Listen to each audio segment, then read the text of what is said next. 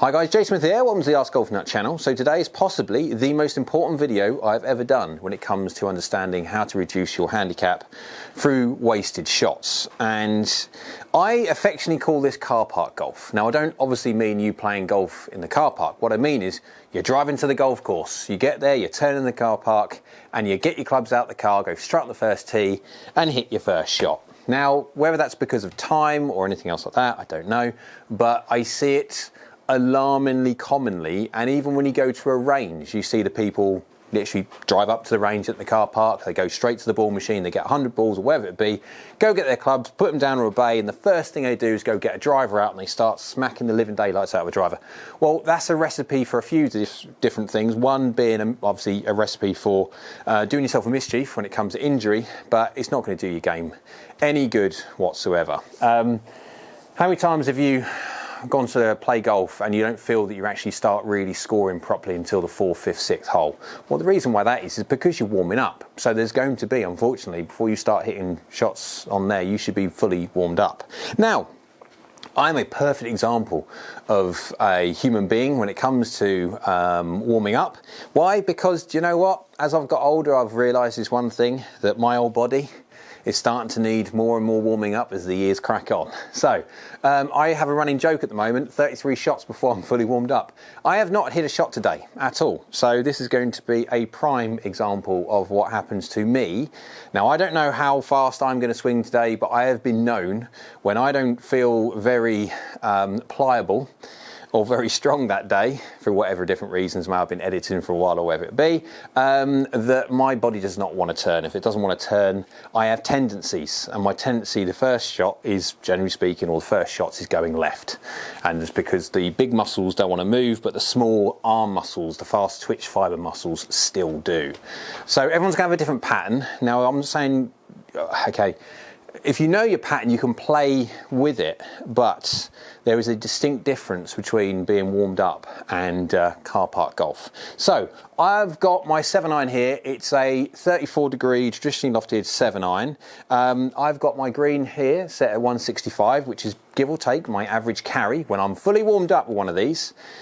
And again, when I'm fully warmed up, we're 91 to 93 miles an hour, give or take, depending on the day. Right, let's go give this a hit. Let's go see how bad this is to start with. Oh, yeah, the body. Oh, well, that's not too bad, actually. Okay, so a bit of drop in distance. That's pretty good, actually. I'll take that. So today I've got the potential. I can see up on the screen. Now you've got 87.6 miles an hour, 1.2 from the inside, 1.1 close, just a little bit low on the face, but 87.6 miles an hour.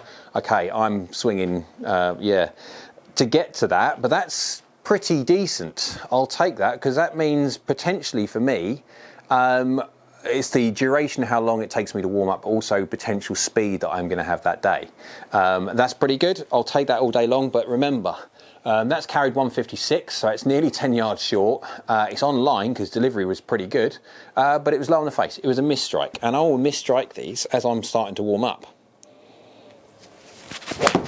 Oh, there you go, that's late. I'm already 89.3 though, so that's good.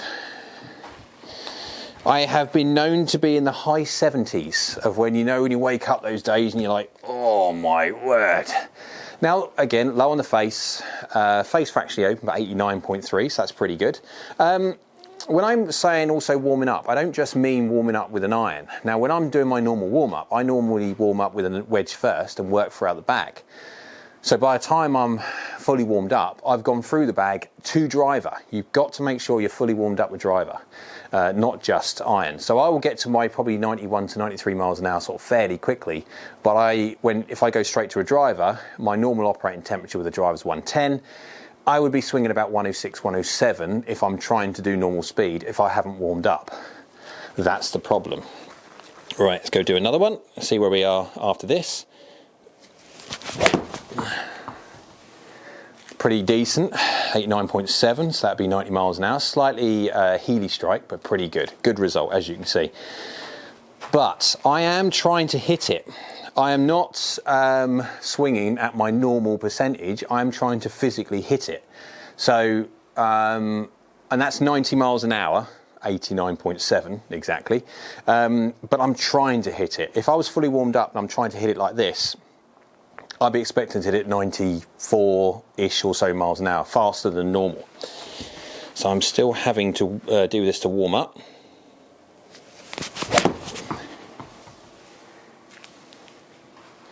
.2. Delivery's pretty good. Strike's a fraction low on the face, but it's still good. I've got still warming up to do. 5mm low, 2mm hill, it's good, 162.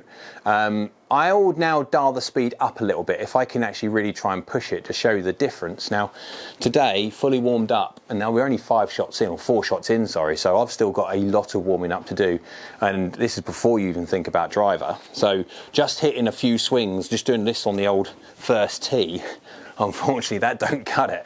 You need to be able to go to the practice ground if you've got one, but at the very least, if you've got some nets, spend some time in the nets. Ideally, you want to see where you're hitting it that day, especially with driver. You want to see what your tendencies are that day. If you've got a slight push, a slight fade, a slight draw, pull, straight, whatever your shot shape is that day. Everyone's different, but everyone, unfortunately, doesn't warm up. Oh, there you go. There you go. That's me trying to go a bit faster, not warmed up. Look at that for a strike. You don't even have to tell it. Good delivery, evil strike. Don't push it until you're warm. Now, again, you do that on the golf course, that's a shot drops straight away. Let's just do another one where we try and push speed a bit. I'm trying to push speed a little bit faster now, losing control of the face. Strike's back a bit, but now 91. You can see just how varied you can get when it comes to trying to push speed. Let's try and push it a bit more.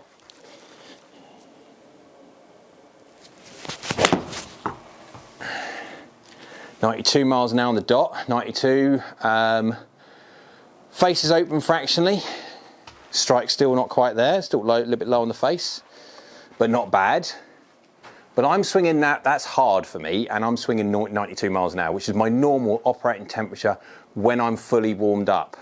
Now, until I'm fully warmed up, I am going to hit some weird and wonderful shots, as you saw. Now, again, I don't normally hit those shots because I don't normally push it early. I'm hitting normally, my normal practice regime, warm-up routine, is hitting wedges first, 9, 8, 7, 6, 5, well, yeah, not 4 because I don't have 4, but then hybrids, and going that way, because the bigger, the longer the golf club, the harder it is to swing, the more control you've got to have over it, because you've got to tell the golf club what to do, not the golf club basically telling you what to do, and you need to be able to warm up doing it. Let's go hit a normal one now. That's normal. What am I, 90.1? So I'm still not warmed up yet. Ooh. But the importance of making sure you warm up, I cannot stress enough just how important it is. Cool. I'm still a few mile an hour short. 93 to 94 is my normal speed.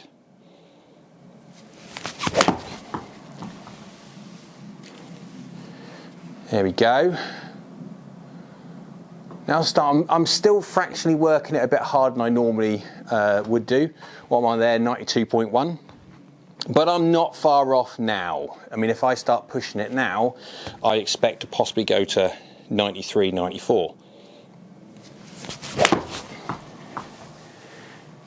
Yeah, that's going left. See what happens again. You dial speed up, lose control of the face. Strike wasn't too bad, but because I'm now changing my speed parameters to try and push it, 93.4, 93.5, 94 miles an hour, going faster, but losing control again. If I kept on doing that, then I would start to, again, get to a point where I'm putting that much effort in to get that much speed. I could then lower my effort level as I warm up to get the same amount of speed. Now, I'm just showing you because of the fact that I'm trying to change my speed and warm up aggressively. I mean, I'm only 10 shots in, and I'm fairly now warmed up with an iron. Normally, I'm hitting a lot more shots than this. Definitely. I'm not going that hard at it, because it's no different to anything else. You start hurting your back, you start hurting muscles because your body's not warmed up. Today it's rather cold, and if you're playing golf outside, your body is going to be cold.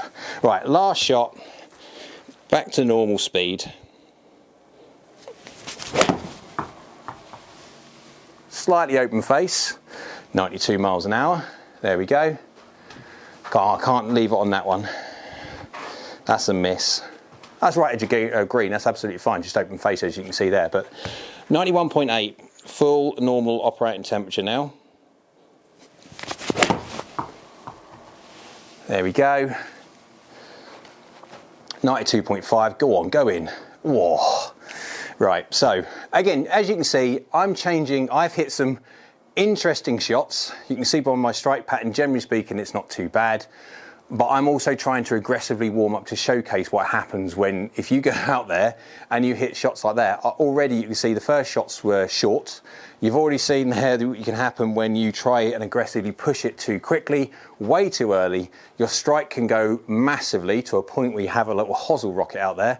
That's no good for anyone. So make sure you warm up. Make sure when you've done this, though, your iron, make sure you can go to your driver and do the exact same thing, because you've got to be even more warmed up with your driver than you have this, and then no different, you've got to be even more warmed up with this, and you have your wedges and stuff like that. So hope you liked the video. If you did, go on, give the old like button a click down below. YouTube likes it, so do I. While you're down there, little red button, that's the subscribe button. If you could subscribe, that'd be brilliant, and next to it is bell icon. Go on, get the bell on, because that means that's a notification bell, and that will notify you next time I upload another video. So I hope you're well, and we'll see you again soon.